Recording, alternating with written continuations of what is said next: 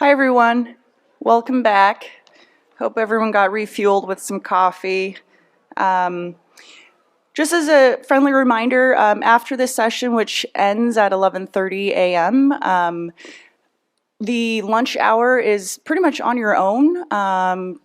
There's some places on site and within a quick Uber ride. And then the program will continue once again at 1 p.m. So about 90 minutes for lunch and maybe a short nap. Well, good afternoon or I don't even know what time it is, but good morning. I'm coming from the West Coast. My timing is very off. I'm so excited to introduce you all to the next session this morning. We're grateful to be joined by Doctors David Ninen. Danielle Horn is an assistant professor of clinical anesthesiology at the University of Miami Miller School of Medicine. She is the current program director of the Division of Interventional Pain Medicine Fellowship at Jackson Memorial Hospital. Dr. Horn earned her degree of medicine from the University of Miami Miller School of Medicine and completed her residency in anesthesiology at Jackson Memorial Hospital, where she was awarded the honor of chief resident.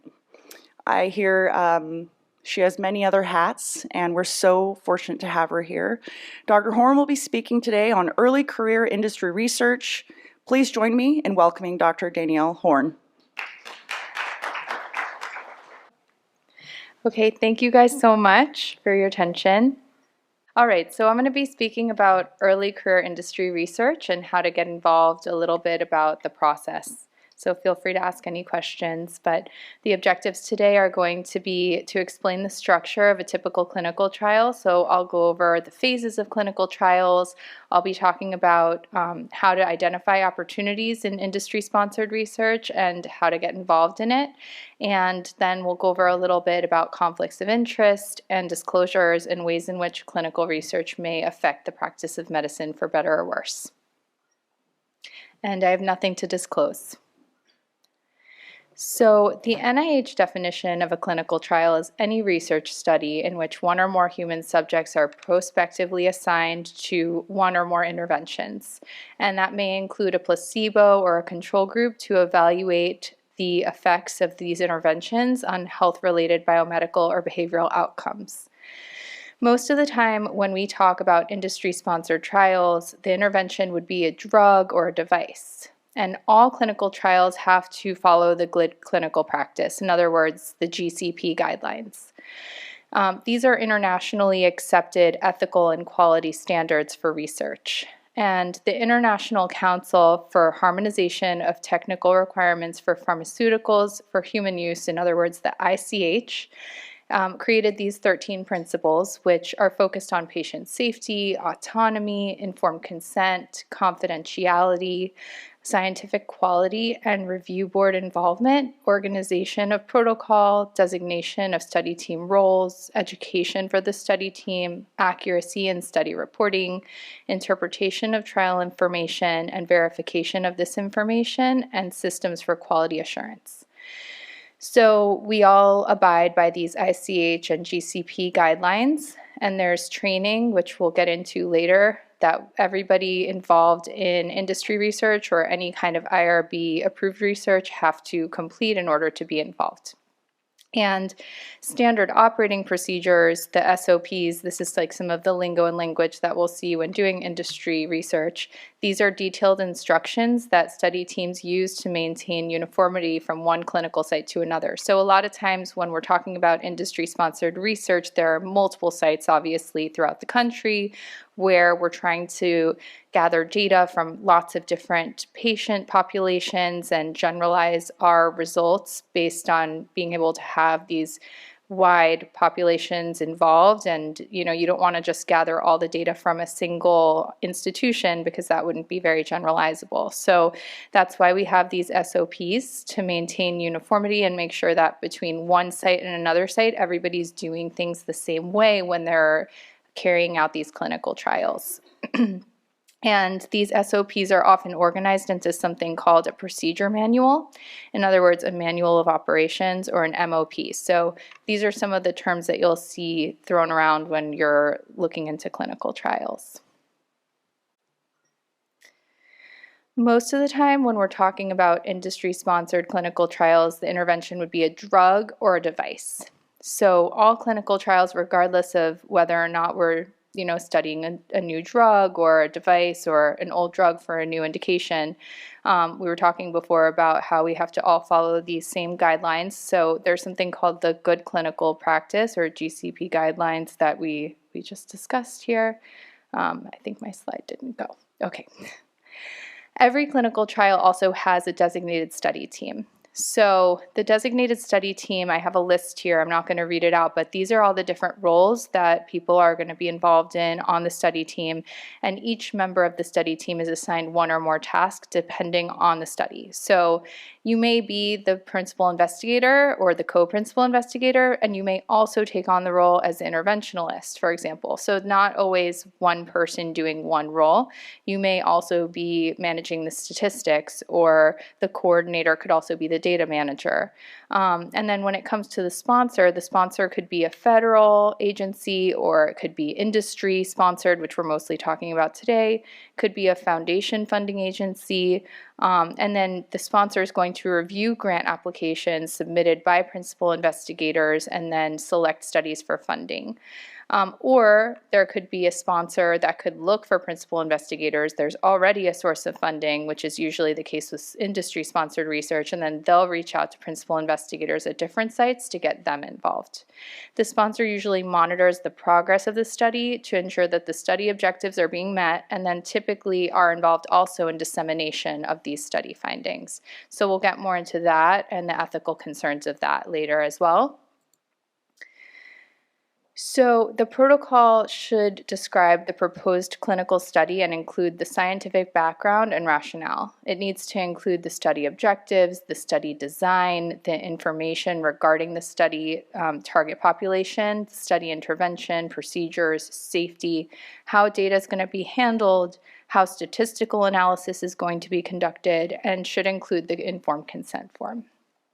So when we're talking about industry-sponsored research, most of the time the protocol already exists. And the principal investigator or co-investigator at your institution is going to be one of many sites like we spoke about. But if you ever desire to create your own study from start to finish, I've included this link here. I believe these slides will be disseminated after, but if not, you can always look this up, the NIH Clinical Research Study Investigators Toolbox. And this is a really great way to have the tools to create your own study, because this is going to provide guidance on data safety and monitoring. They have protocol development tools. They have sample templates for protocols that you can use to create your own protocol. They have a lot of blueprints of manuals of procedures, several informed consent templates. They have adverse event forms, all this kind of stuff, so that if you desire to create your own study, you can use this, and it makes it much easier to have all the tools that you need to do that. So a little bit about the phases of clinical trials. So clinical trials only begin after there's a preclinical study that suggests that the new drug or the new device is likely to be safe and helpful in treating patients. And these preclinical studies are usually cell studies. They're usually done first using animal cells or human cells in a lab, followed by animal studies, most commonly mice. After completion of the preclinical phase, then the research needs to be approved using an IND, which is an investigational new drug application through the FDA, if we're talking about a drug trial. There are phase 0 trials. These are not mandatory, but these are done sometimes. They'll involve just a few small doses of study drug for just a very few number of people, let's say like 15 people, for example. They're not very common, they're not required, like I said, but this type of trial is sometimes done to determine whether or not it makes sense to move forward with testing, because moving forward with testing can be expensive and cumbersome. So they want sometimes to make sure that it makes sense to do so. Then there's phase 1 trials. These involve administering the study intervention to a small group of people, so usually 20 to 80 people, and all participants will receive the study intervention, and there's no placebo group in this type of trial. So the purpose is to evaluate safety and identify potential side effects. You're not necessarily looking for efficacy at this point. You just want to make sure, you're not going to harm anybody with this new intervention. Then with phase 2, we're talking about administering the study intervention to a larger group of people, so 100 to 300 people, for example, in order to evaluate the efficacy of the intervention and to further evaluate safety. So this is the point at which we're trying to see not only is this hurting people, which is something we obviously want to avoid, but is there some place for this to help? Like in phase 1, there's no placebo group when we talk about phase 2, and everybody receives the study intervention. So this is like an open label, everybody's getting the study intervention. You know your patients that are involved in the study are getting the experiment, they're in the experimental group, everybody is. But in phase 3, this is when we start to have the placebo group involved. So you're administering the study intervention to many people, like 1,000 to 3,000 people usually, or at least several hundred. And the purpose now is to evaluate the efficacy, you're monitoring for side effects, you're comparing the experimental intervention with the standard treatment or equivalent treatments. So in phase 3, there is a placebo group, like I said, who are not getting the experimental intervention. If there's a standard treatment, then the study intervention is going to be compared to the standard of care.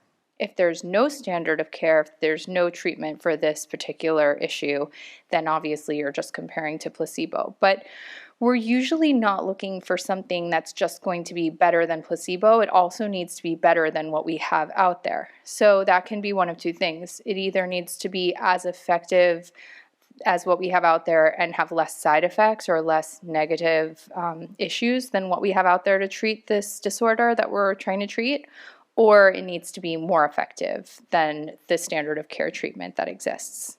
And then if you show that, that's when you move forward with a new drug application, in other words, an NDA. And that would be submitted to the FDA. And then once the treatment is approved and licensed by the FDA, which can take a really long time, then the intervention can proceed to a phase 4 trial, which will track the safety with a very, very large number of people. And we can decide optimal uses and do a full risk-benefit analysis.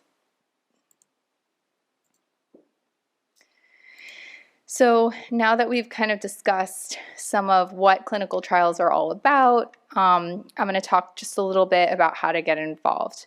So when I say how to get involved, I'm talking mostly about people early in their career, just starting out, just out of residency or fellowship. How can we dip our toes into this?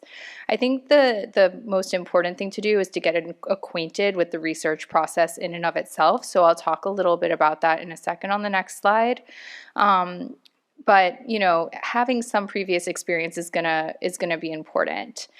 Sometimes people in the division or department in which you work are going to already be involved in industry research, and I think that's the best way to really get involved at this point early in the career, is to say, okay, I know that this person who's senior to me is involved in many clinical trials, and then to reach out to them and become a co-investigator.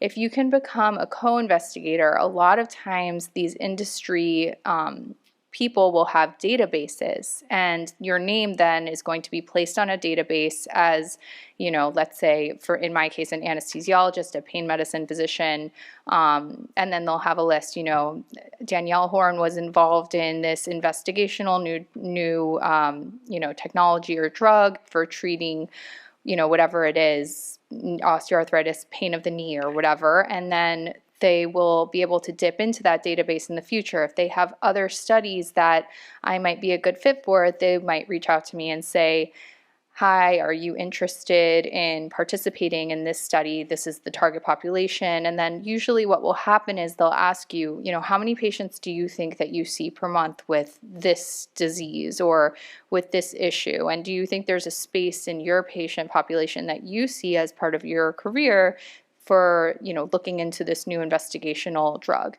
Usually in order to move forward with that, they're going to have you fill out some kind of a form where there's a confidentiality component where you're discussing this new investigational thing that, you know, it's just going to be between your university, your department, and them, what you're discussing. Obviously, they don't want you, you know, posting it on Facebook or putting it on Instagram or whatever else. Not that anyone would do that, but they do make you sign something similar to like a non-disclosure agreement type of thing, usually, to discuss past this point.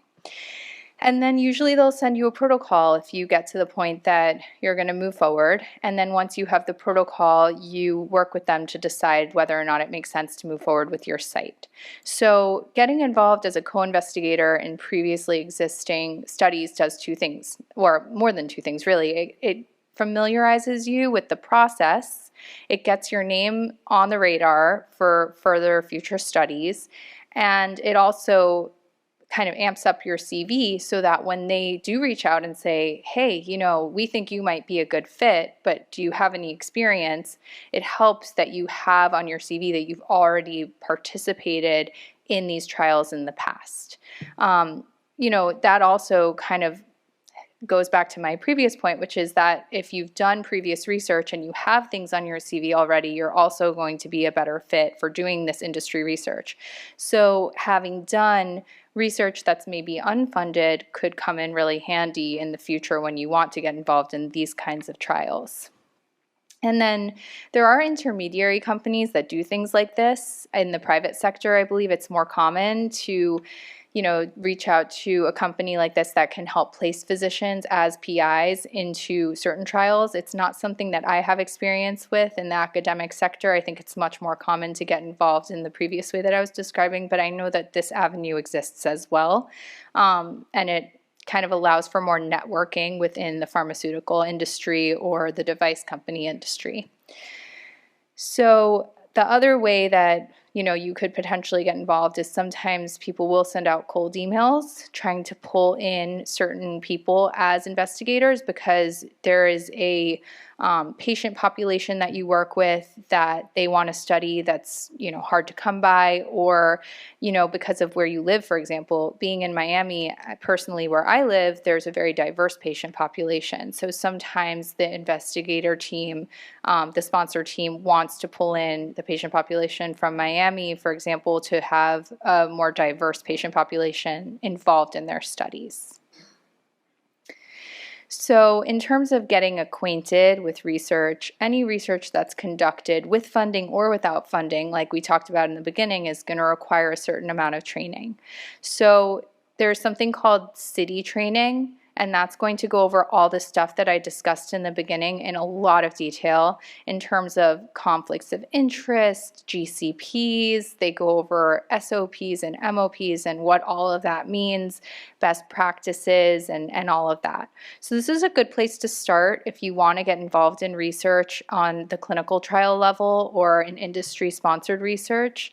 And then another thing that helps a lot is to be acquainted with your IRB process, because any kind of research that you do, funded or not, you're going to have to funnel through the IRB.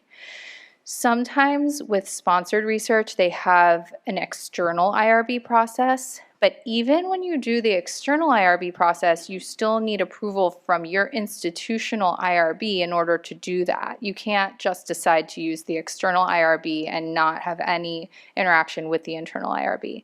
So having some experience with your IRB can be really helpful because it can be a really cumbersome process and it takes a long time, and they will send things back and forth to you with a lot of different things to edit as you're trying to get studies approved. So having that experience can be very helpful. And then obviously there's the budget and payment component of this. So clinical research costs money to conduct, and there are going to be things that need to be purchased, certain materials. Sometimes the pharmacy, often the pharmacy needs to be involved. There are labs that need to be drawn at many of the clinic visits with these patients. This stuff costs money. The research team needs to be compensated. So sometimes, or always, when there is this kind of thing involved and research costs money, there's a funder. And we're talking today obviously about industry-sponsored research, but I'd be remiss not to mention that there are other types of funders outside of industry. So there are US government or other governments outside the US that can be the funder. There are medical centers, universities, charities, or nonprofit organizations sometimes that can act as the funder for some of these trials. And the revenue that's generated from the clinical trials within the university setting is usually funneled back into the system.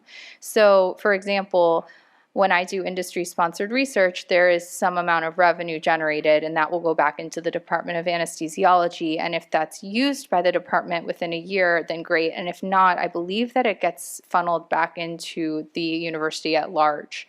But when you think about the private sector, that can be used differently. So both with the academic setting and in the private sector, obviously most of the funds are going to go towards the payment of the study team. So making sure that we're paying for the salaries of the different people that are supporting the studies, the administrative staff and whatnot, the statistics and all of that. But it's also potentially an extra flow of revenue in the private sector. Oh, and I'm going to go back to that slide for a second. So with budgets, one thing that was tough for me in the beginning, that's still tough for me, is that they'll send you this big budget and you need to decide whether or not it makes sense to move forward or to go back to them and say, you can always go back to them and say, listen, we need more money for this or for that. So there is a bit of negotiation that happens, and I don't know about you guys, but money for me is a little bit over my head sometimes. It's sort of just not my strong suit. I don't really get it. So I do feel like that's still a work in progress for me, trying to figure out if the budget makes sense, if they're offering enough money for each thing, if it's going to be covered. And I spend a lot of time going back and forth, for example, walking over to the pharmacist and saying, hey, like, does this make sense? Is this enough money that they're giving us for this? You know, walking over to the lab and saying, hey, you know, is this going to cover the lab costs at our particular university? Because costs are not the same across the board. You know, it may cost one amount to get a CBC drawn at Quest, and it may cost a different amount at the University of Miami Sylvester Lab, for example. So this is something that's still a work in progress for me, but I try to just over communicate and figure out the budget. So when it comes to the effects of industry sponsorship on research agendas, it's really important that we keep in mind that this is a double-edged sword. It's great to be able to get involved in industry research, but corporate agendas can drive research away from questions that are the most important for public health, obviously. The best way to be able to advance medical knowledge ideally would be with unbiased independent research, and the main goal should be patient outcomes. But when it comes to industry-sponsored research, sometimes there's a disproportionate focus on certain medical conditions or interventions because that's in the best interest of the person sponsoring the trial. So that's one thing. And then another thing is publication bias. When it comes to industry-sponsored research, there may be unfavorable results that are not published, which can lead to a skewed representation of the available evidence. If a study is not going well, the sponsored trial can just be pulled. They can say, okay, you know, looks like this is not really working, let's just not publish this, and then they can revamp it and try again. And so there is some level that we're not 100% sure, you know, when there is sponsorship, if the results are pure, if it really makes sense, right? Because of that publication bias. And then obviously conflict of interest, which marries into that publication bias that I was just talking about when it comes to financial ties between researchers and industry sponsors. There can be conflicts of interest that can influence study design, analysis, and interpretation of results. So this is one reason why we always disclose conflicts of interest, to be able to ensure research integrity. But even with that, obviously, there can be ways that it can interfere. And when studies are industry sponsored, the sponsors may influence the study design as well. So that also goes back to what I was saying when we talked about publication bias. The sponsor team can choose different endpoints or a different patient population to be investigated in order to best favor the product that they're trying to sell. So this makes the studies potentially less reliable and less generalizable. So we really need to pay attention when we're reading this data that's being disseminated. Who was being studied? What was the patient population? Is this generalizable to all of our patients? Or is this something that was, you know, very specific to a certain patient population? So how can we mitigate these effects? Well, one way is to emphasize the importance of transparent disclosure, like we talked about, so that we can critically assess publication biases and conflicts of interest. Also, having increased research funding from independent sources like government agencies, foundations, nonprofit organizations could really help ensure unbiased research agendas, but obviously there's not a lot of control we have over that as physicians, but it would be nice if there would be more of that to level out the playing field, so to speak. Obviously, review boards, the IRB, and different review boards that oversee research agendas can help maintain balance and keep this in mind. And the peer review process is also a very important way that we can mitigate these effects to ensure reproducibility and credibility of research findings regardless of sponsorship. So thank you all so much for your attention. I have a list of my references here, and if anybody has any questions, I'm happy to try my best to answer them, if that's now. Or do I do it after? After. Okay, never mind. I'll hand it over. If you have any questions or comments for Dr. Horn, I just suggest you write them down or put them on your iPhone so you remember in about 30 minutes. We're going to go ahead with Dr. David Ninan. Dr. Ninan serves as the Dean and Chief Academic Officer for the Kansas College of Osteopathic Medicine. Before working in undergraduate medical education, he supported anesthesia residency training programs. He was actually my attending and mentor, where he currently still serves on the Accreditation Council for Graduate Medical Education's Review Committee for Anesthesiology. He has served in all degrees of medical leadership, including Department Chair, Medical Director of Perioperative Services, and the President of Medical Staff. Dr. Ninan is also past President of the Aoca. Today, he will be speaking on non-traditional career paths for anesthesiologists. Please join me in welcoming Dr. Ninan.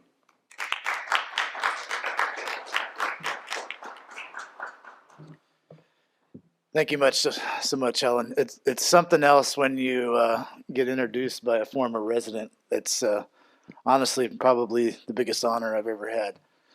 You know, there's a term "mintern," and I think I've learned more from my trainees than they've probably ever learned from myself. And I'll explain a little bit more as we go along. About 3 weeks ago, I got a text from one of my absolute rock star faculty members. He was a subspecialist. I'll leave it de-identified just in case he happens to hear it. He's not an anesthesiologist. He's a career military person, and he's an educator like you wouldn't believe. Out of the box, innovative, charismatic. The students love them. He can break things down like I only dream of. And when I got the text, my heart sank. I'm like, oh man, I know he's been getting pressure from his group when he has to take time out to teach. This is that crucial conversation where he's going to tell me that he's got to step back a little bit. And then we actually sat down and he opened up his heart to me. You know, I pause and I do what I often do, is say, well, if I'm understanding you correctly, you love being a physician. You love that responsibility and you take it seriously of caring for your patients. And now you have a responsibility of a son and you're struggling getting it all done. And he said, yeah. I said, now you didn't tell me this, but the story I'm making up in my mind is that you're not bringing your same excited energy to your patients. And you're not bringing that same excited energy when you get home to your son. And instantly, this military man teared up. You know, when we think about the data, and we've heard it earlier, by data, every other one of us is burned out. And 1 in 5 of us is actually clinically depressed. And those numbers are going up. Now that's really something. If as dean, if in a class, 53% of the students failed, and then, you know, when I have a conversation with the faculty member and they told me, well, you know, we need to increase these students' resilience or whatever it is, you know, there's a very big system problem here. Now, it doesn't mean that resilience is not absolutely critically important, but I think what is important is we open up options and tools beyond that for physicians. Obviously, changing the system is where it's at, but that's a long game, and not something that I see happening anytime really soon. Now, of all the talks I've done, I always start and end with a PubMed search. This was like probably the most difficult talk I put together, the easiest literature review I've done, because there's really nothing out there on this topic. The only thing that I really found, well, there's things in, commentaries, editorials, but good research-wise, was this one review of academic medicine. And there's 2 points that I'm going to bring out. One we're not going to really get into, but one is in referring to extended leave.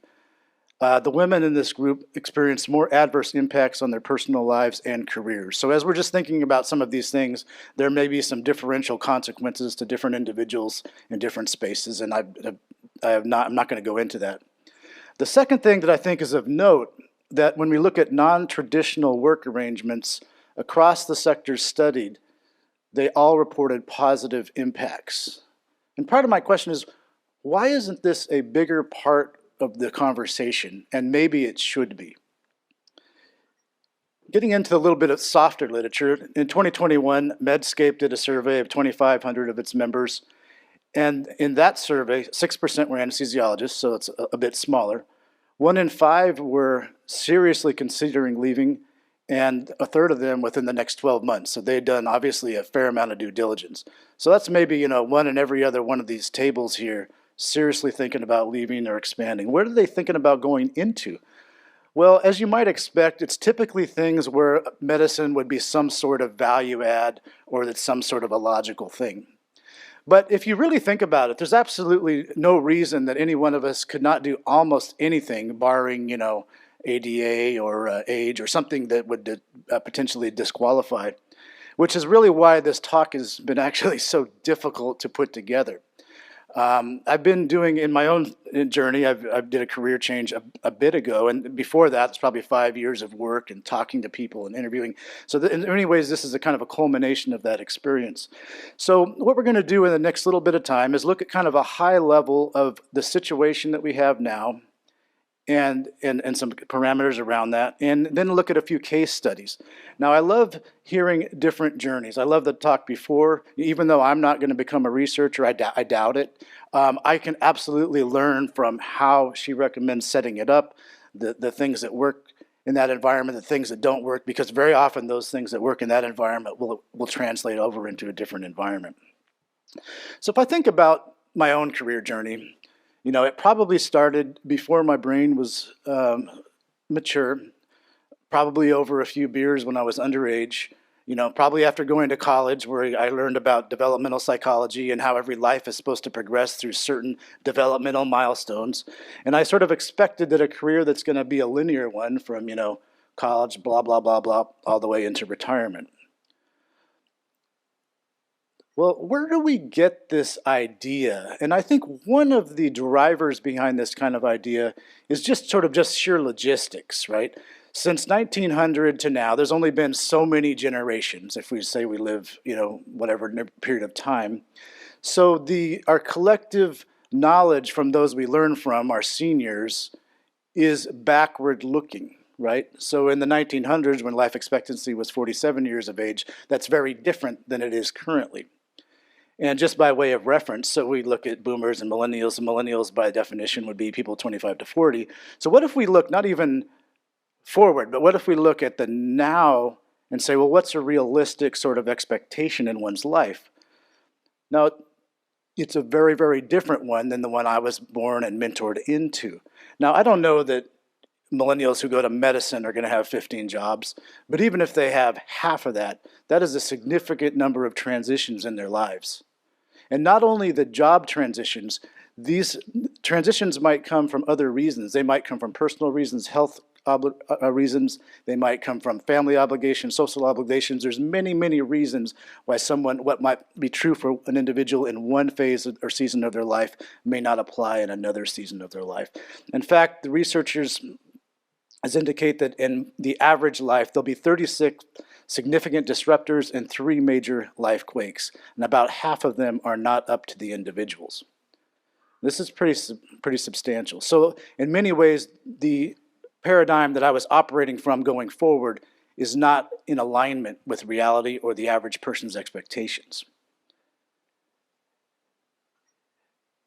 And when we layer on the fact of our own human perceptual errors, Dan Gilbert from Harvard noted one called the end of history illusion. And that's that basically, as humans, we perceive the present moment as relatively fixed, and that we finally arrived and everything is going to be status quo going forward.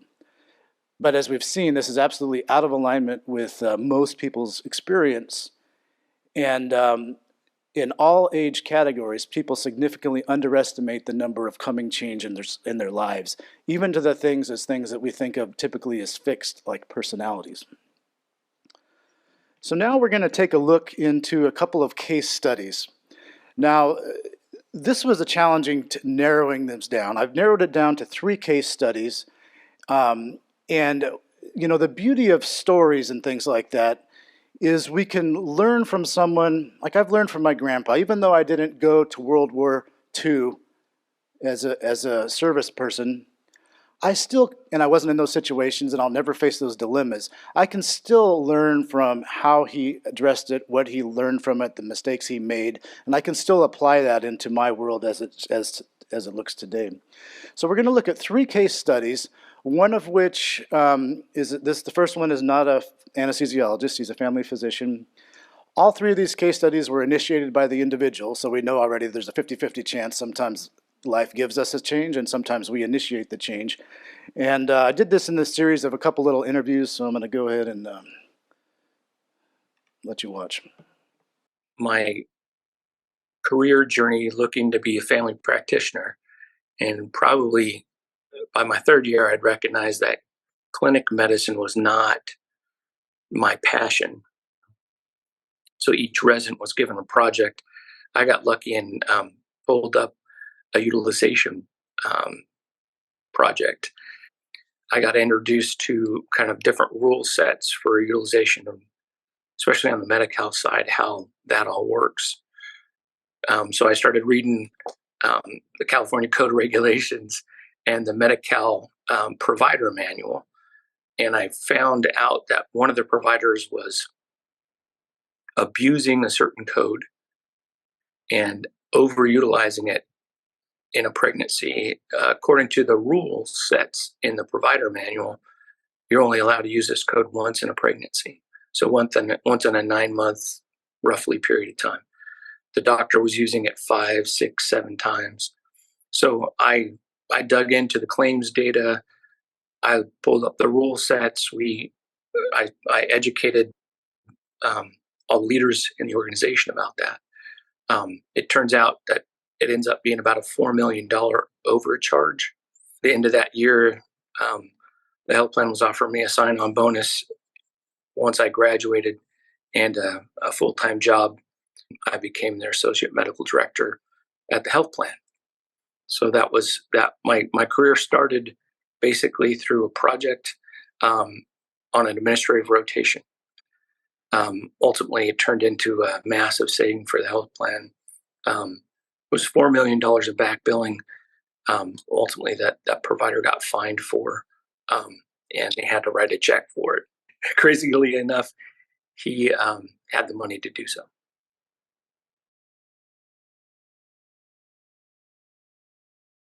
And then I moved from there to the health system in Riverside, which partnered with that agency.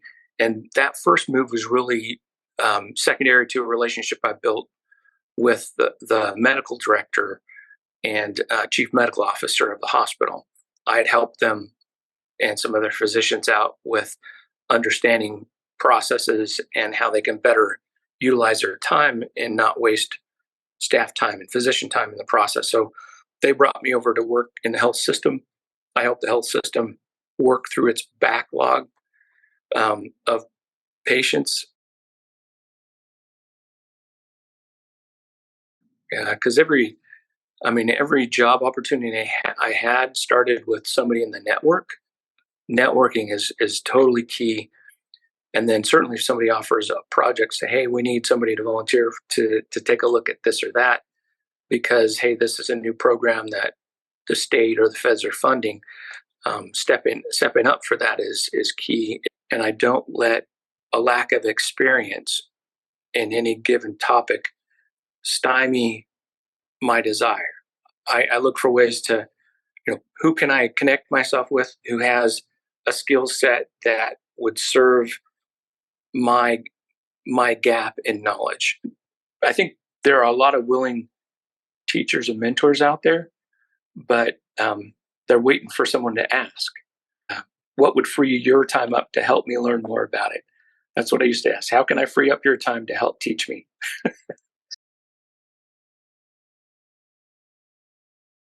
Openness to always think broadly and learn as much as you can where you're at, right? I always say I've learned skills from everybody in every part of the organization that I went to, because I had a chance to sit with them and talk with them about why they're doing what they're doing, and then how they do what they do and what tools they use.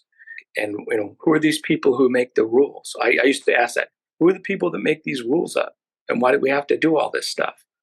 And then you start learning about all that background that comes into hospital administration, where the rules come from, and as you learn that, you're informed of, oh my gosh, there's a whole world out there of people like lawyers and doctors who have nothing better to do than write all the rules that we all have to follow and then enforce them.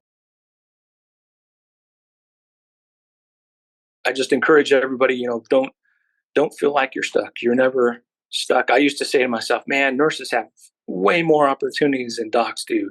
They get to do things that we don't have career paths for. And I found over time that perhaps I was only looking for my limited experience and view in the organization I was in at the time. But as I've looked up and said, hey, do I want to do academic things? Do I want to do administrative things? Am I willing to teach classes? I found all the opportunities that go along with each of those things. I always ask attendings, hey, what's the weirdest job you've ever heard about in medicine, that a doctor can do? And what does that look like? So when I think about some of the common themes here, number one, power equals value. So he created value to the organization when he was a resident. Now, value very often in the senior levels is financial. And so, of course, meeting the financial concerns of whoever, he's interfacing with. The absolute critical nature of networking, which is double down important when you're talking about non-career paths, because there are not set paths in many of these type of things. And honestly, not letting a lack of experience deter you was really, I think, my takeaway based on my experience. So the second case study will be my own. Now it's hard to, wrap up 14 whatever number of years into 2 minutes. But, started off, you heard the first part of the journey.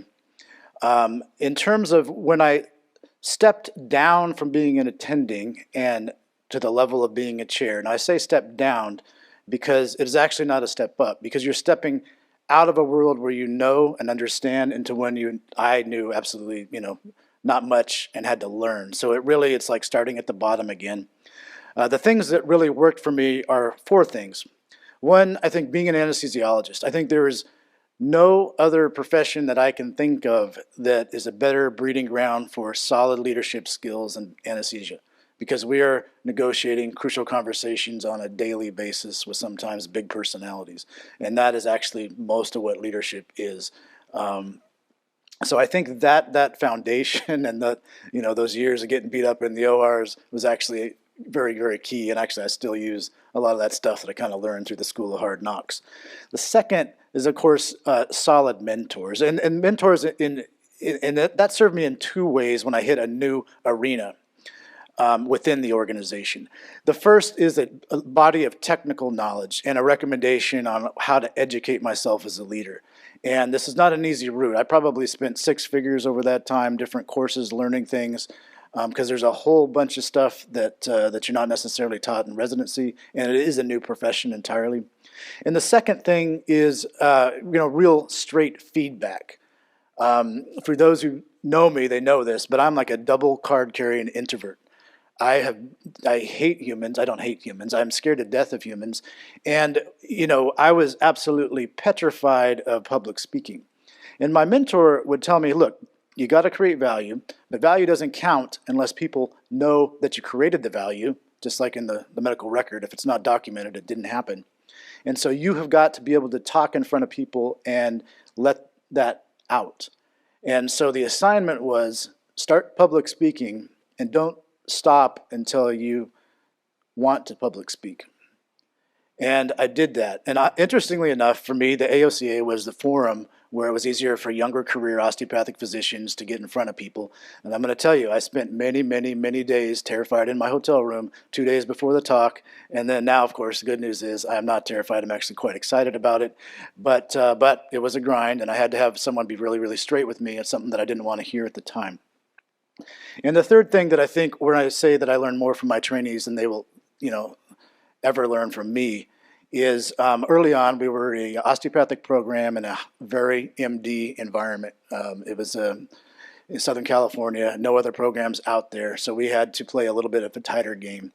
So in order to place the residents, one of the things that I sort of set up a machinery of every class, as they would hit interviews, as they would hit their first job, as they would hit the fellowship, we would debrief the process. What worked, what didn't work, what would you recommend? And that sort of just kept evolving. And over time, it evolved in this career business leadership course that matured into something that we ended up bringing in outside talent with a local business school.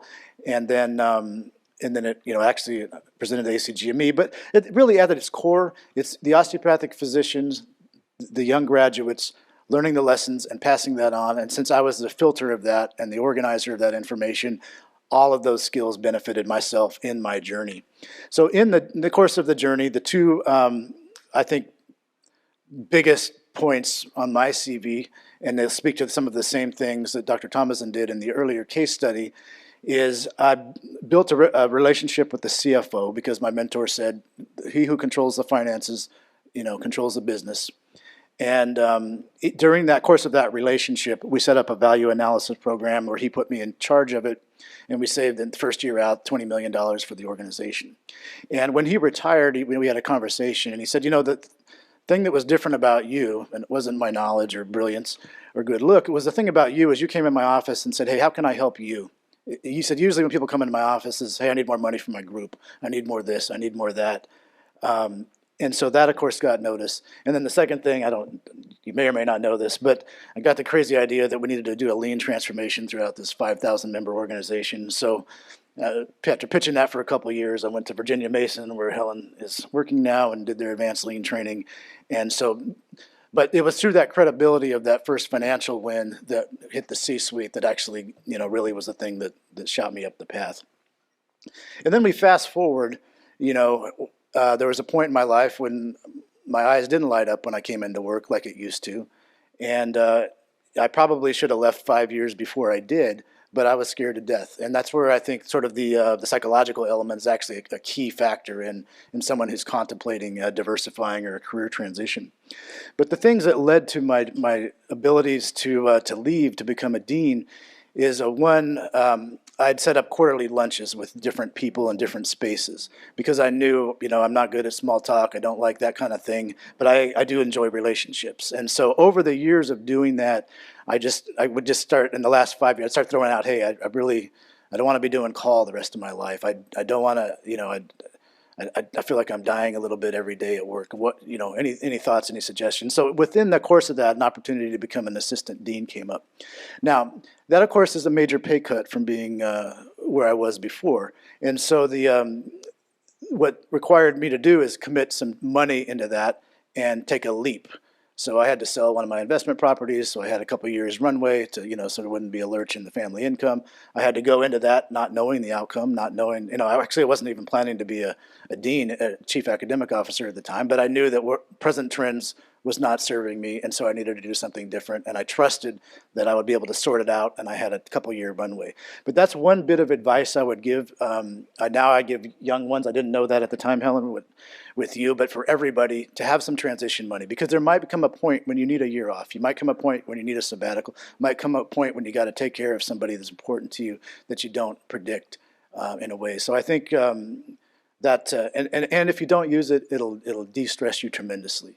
If you have the ability to know if you get irritated, you could walk away and be fine for a couple of years.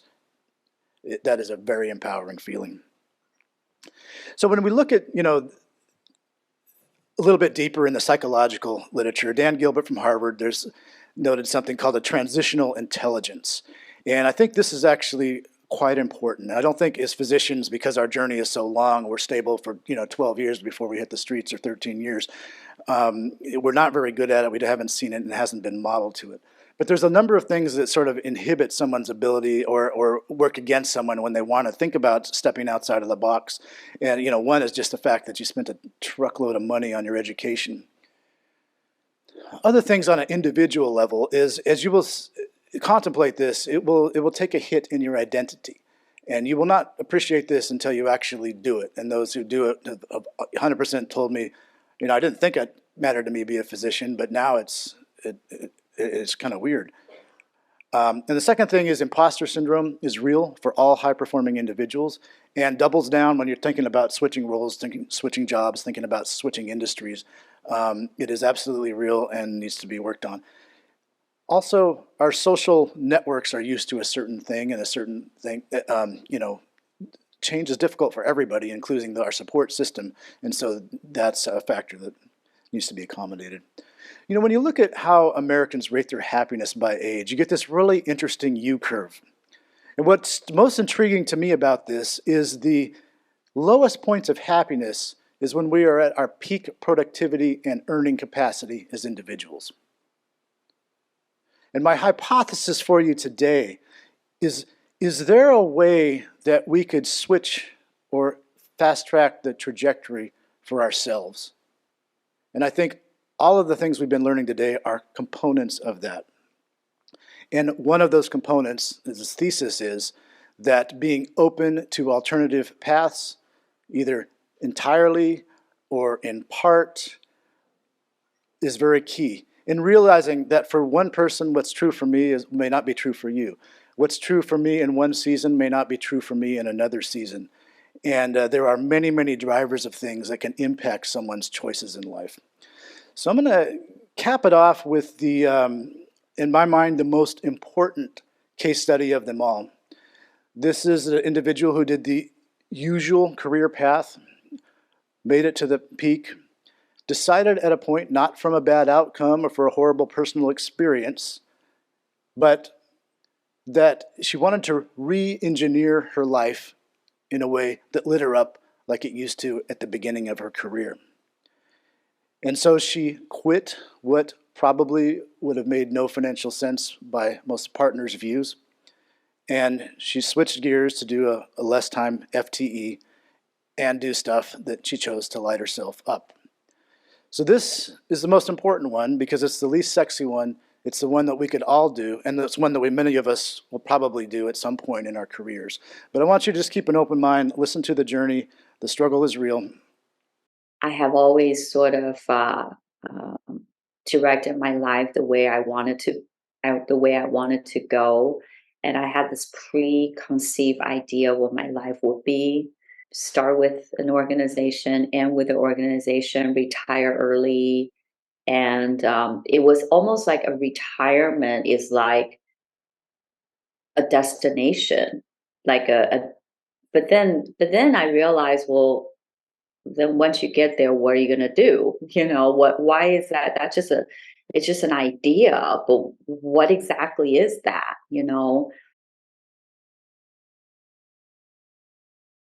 I had somebody come into my life that triggered some thinking about thinking outside of the box. I think number one, talk to people that have gone through it. don't necessarily talk to your peers and your colleagues because they're still in it. And then sometimes you get negative feedback because they themselves are maybe afraid to do it, even though they may say they want to do it, but then when I actually tell some of my peer about when I'm doing it, a lot of times I get this reaction like shock and surprise, like, oh, how can you do that? And that create a little bit of a sort of, it makes you doubt your decision. Really talk to somebody who's done it, not necessarily physicians. I mean, I feel like entrepreneurs have that mentality. I feel like talking to entrepreneurs actually have helped me. Instead of just thinking about it, I started doing my homework about, can I really do it financially? I talked to a financial planner. I talked to other people who have done it. I went ahead and did my budget, you know. Once I did the homework and then I realized that I could actually do it.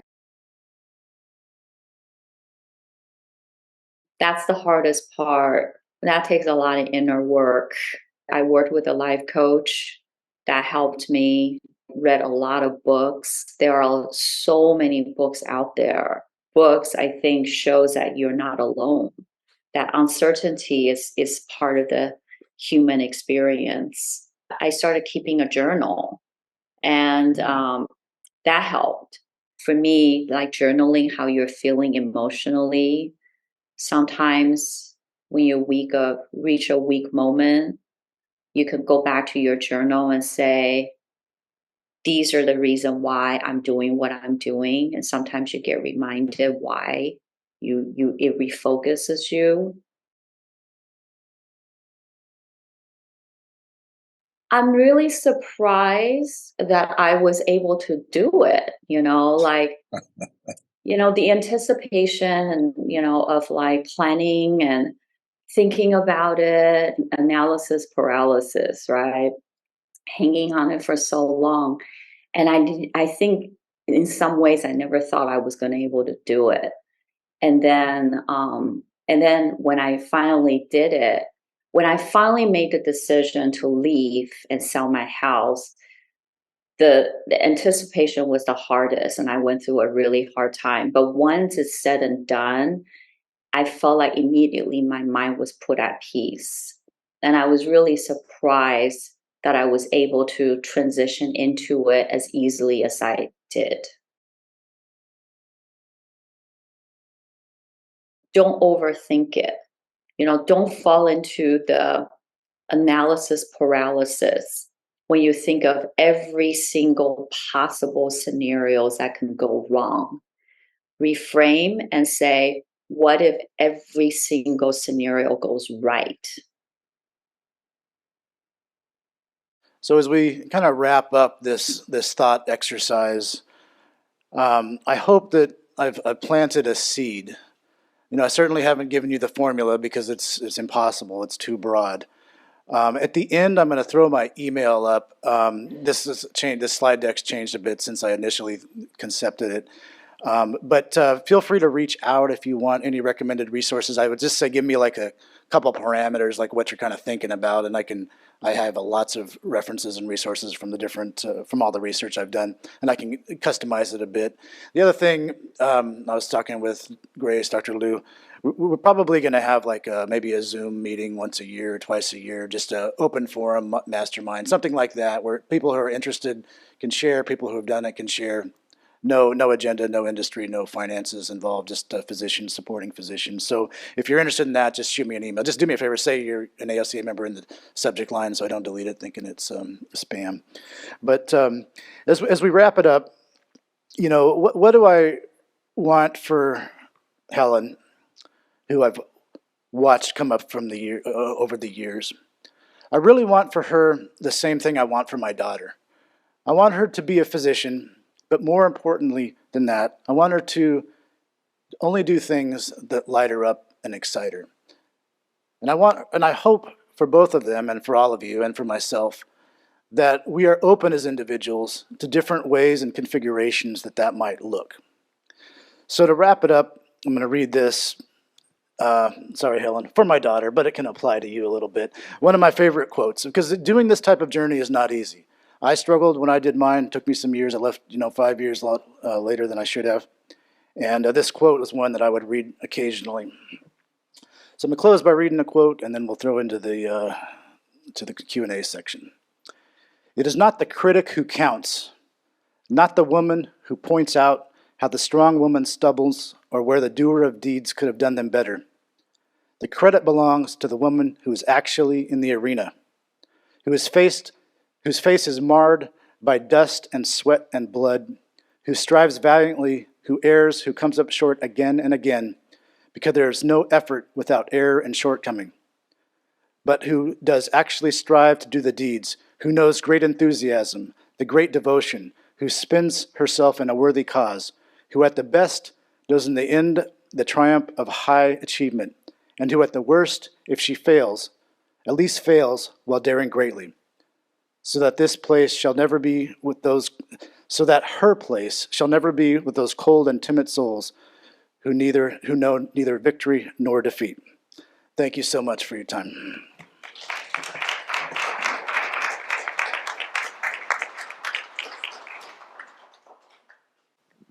Thank you so much, Drs. Horn and Ninen. Now is the formal Q&A session, and so if you have any comments or burning questions, please come up to the standing microphone. And I think there's some handhelds going around. I have a lot of questions as I was listening to both of them. Dr. Ninen, you're KCUMB, correct? No, it's Kansas College of Osteopathic Medicine, so it's a school that opened, we're enrolled our second year of students. Where is it located? In Wichita, Kansas. I thought, I'm sorry. No worries. I graduated from KCUMB and I thought it was the same institution. KCUMB is a great school. Good. Yeah, good work. Thank you both for great talks. Dr. Horn, I just wanted you to talk briefly, if you could, just comment maybe on some hard numbers. So you have a device company or pharmacy company come to you and say, hey, we want to, you have the patient population, we want you to help us with this. I mean, what do you get as a benefit? I mean, do they usually fund time? How much time? What does it typically look like? What kind of departmental money? If you could give some numbers without naming any specific companies, that would be of interest, I think. That's a great question. So I think part of the question was, how does it work financially, but then also mostly you're asking that, right? How does it work financially? So most of the time, the way that it's structured is by patients enrolled. So there's going to be a number that you're going to come up with that's going to break down the budget based on how much money goes to pharmacy if they're involved, for example, how much money goes towards the research team, how much money goes towards the patient themselves for being compensated, for example, for time and travel. The clinical visits are going to be covered so that, for example, if you bill for a low level, moderate level, or high level visit, that's not going to be a cost incurred to the patient or the insurance company. It's going to be funded by the sponsor. So there is usually a per patient value, and then it will depend if the patient completes the entire protocol or if they're only going to be paid some amount for going through screening, if they're a screen failure, or if they don't participate in every single visit. Let's say there are 8 visits and they only do 3 of them. You may be paid a portion, but not the entire portion of how much that particular patient would have accrued. So it depends on the study. For, personal gain, I can tell you I don't get necessarily, it's not like I take home extra money personally, but what you can do is they will fund, so the sponsor funds some amount towards the principal investigator, and then that I can use for anything that I need to purchase. For example, if I needed a new laptop or, in order to participate, or if I wanted to fund more administrative time and do less clinical work and have more time in order to do, participate in the research or whatever, they can fund some portion of your salary. In academics, at least. I think in the private sector, it's different. You get that money and that goes towards your salary and it's an extra revenue stream. But in academia, it just doesn't, at least at University of Miami, it doesn't work that way. So personally speaking, I haven't used it to increase my administrative time, although I've thought about it and wanted to at certain points. I do, like I said, Dr. Bean said when she was introducing me, there are so many different things that I do. And, I think it depends on, I'm just going to speak very openly and honestly, I think it depends on what institution you work for. It depends on your chair. I think that where we are, there's a certain amount of administrative time that you can take. And then when you exceed that, it starts to be a little bit, hairy. I don't know. I think that, the patients do need to be seen. And obviously there's a lot of value in clinical work. But for me personally, I already have, a half day for being the program director and a half day for other administrative roles, a full day for another role that I have, basically heading up the Patient Safety Center research. So I think asking for more administrative time, it just wasn't going to necessarily go over so well. So instead, I had to think about how can I best structure this so that it's not taking a ton of time away from me so that I'm not working into the night every single night. I have 3 little kids, like it's just a lot.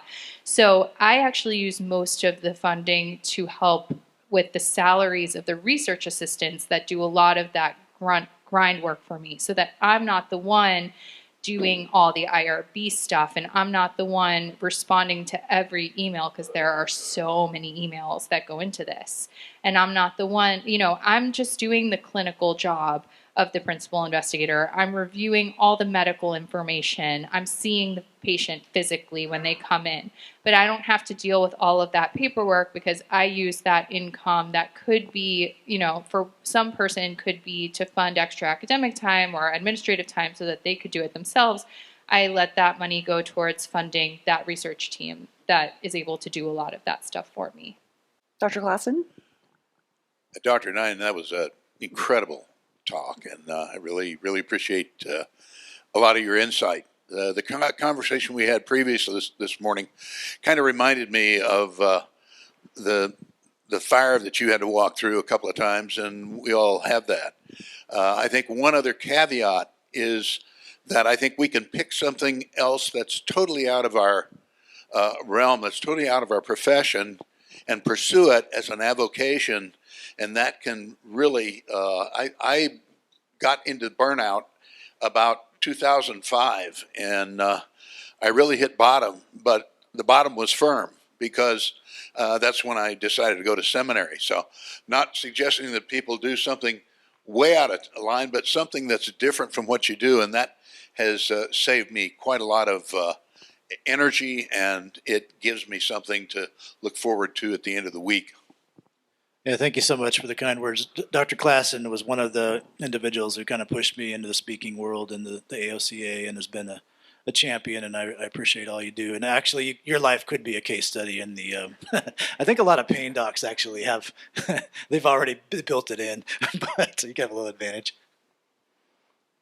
Piggybacking off of the first question to Dr. Horn, she had mentioned that each, in my new role, I'm learning a lot about physician agreements and contracts and things like that. And a lot of questions come forward, some guys into research and artificial intelligence and says, well, what would this look like if I work with a industry company in Seattle and I get some benefits? And our agreement says that if you make a certain amount of income from that additional income source, that most of it, to a certain degree, goes to the hospital, goes to the group. And every institution is different, but it sounds like there is some agreement set up at a larger academic university where you do have the financial support. At University of Miami, you probably have a little bit more admin time, to fund a project with time. I mean, time is... use the money to Right. fund additional time away from clinical work Yeah. while you have the revenue stream. So at Virginia Mason, we don't have that kind of lined out on our physician agreement, but we're a smaller institution, smaller research hub. But those fine line items are so fascinating to me because I think was it Thomason said, they're a group of folks in an office sending out emails and working on Word documents and make it a final stamp. And then Dr. Ninen had a lot of, mentor pieces of advice for me and all the residents and even faculty members.